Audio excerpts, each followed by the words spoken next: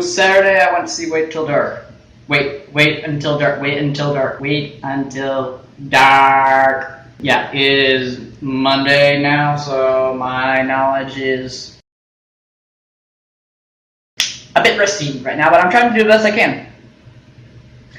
Let's just get started. The cast of Wait Until Dark, there were only like 6 main characters and 2 minor characters who appear at the end. So as far as like compared to Newsies, a lot smaller. The main character of the play is a blind woman named Susie, who's apparently been blind for 6 months because she has the skills of a blind person about as well as a 2-year-old trying to teach a dog fetch. Well, for one thing, the actor for her, I don't know. I don't think she's actually blind because afterwards, when she went to the stage, go down to say her bows. Say her bows. I mean, do her bows. Do her bows. She paid attention to the steps. Yeah. So as far as like the actor being blind, I don't know. She probably hanged out with someone who was or is blind. Her portrayal of a blind person was very interesting, especially during the dark parts. When I say dark, stage is dark.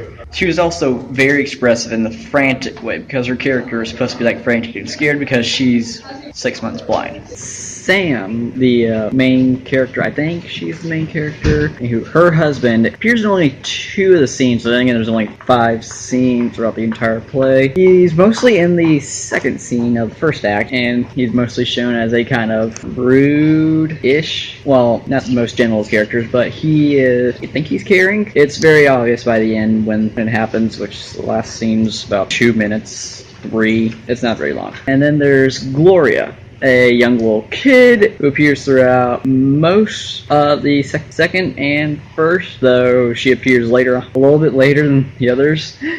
And it's funny at one point where the blind lady says for her to go knock out the lights with the broom, and she's like, okay, let's do this. Funny. This is like the most comedic moment of the play. Throughout the production, there are 3 bad guys. One's name is Rote, the other one's name is Carleone, and there's another one named Mike. One of them is honestly the nicer out of the 3. The other one will kill on sight, and there's the 3rd one. He wears a costume, and I don't mean like character costumes. I mean like costume for the character to wear. Twice. I forgot what happened to him at the end. I know, like, one, I think, is dead. The other one is critically injured. I don't know what happens to that one. I don't know.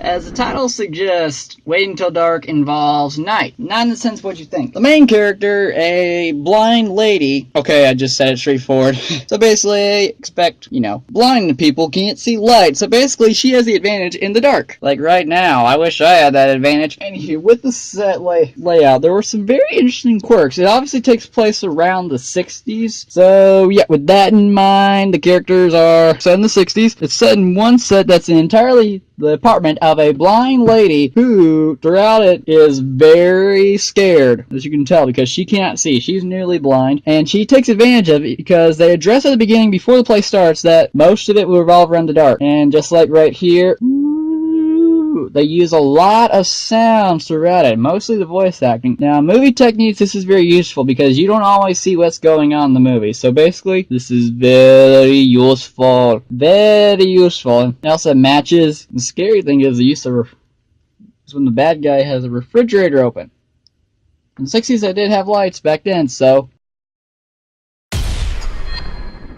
Music, I'm just going to get out of the way because there really isn't. It doesn't play as big of a role in Wait Until Dark as Newsies does, though whenever there is music, it's kind of dark and mysterious. Basically, setting a tone for that it is not something you want to take a kid to at all. Though there is one very important part which sets the date. There's a part where it says something about President Johnson in a radio broadcast, which puts it around the 1960s, late or mid-60s at the most. So as far as music goes out, not really important, though has a very significant part in it, as little as it is.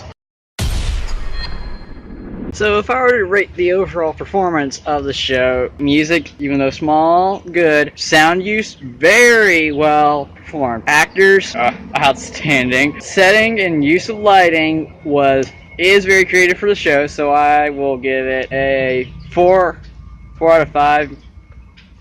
It's just preference getting in the way.